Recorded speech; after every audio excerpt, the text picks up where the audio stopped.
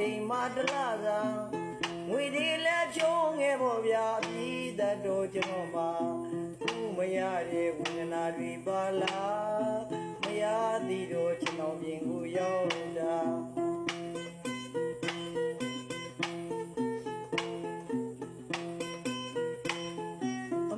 အမှန်ကိုမချစ်ရင်ထင်ရဆိုင်မိတဲ့ကျွန်တော်မှာဘဝနောင်တတရားကို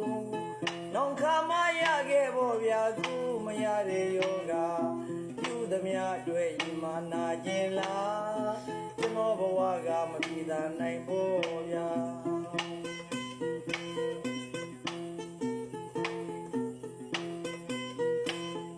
ကျွန်တော်အိမ်ကမရကျွန်တော်ကိုပြစ်တာအတီးချမ်းကကျွန်တော်တယောက်တည်းပေါ့ဗျာကျွန်တော်မှညာတိုင်းအိမ်မပြောလေတိုင်းအချိန်ချင်းဖမှန်တွေးကြည့်တဲ့အခါအမှန်ကိုသိလား KTV ကချောလာလေးကိုခဏဖော်မွန်တွဲတာ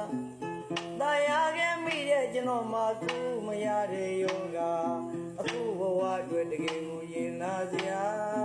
ပြုသမျှရဲ့ခံကြမှာတွေပေါ့ဗျာ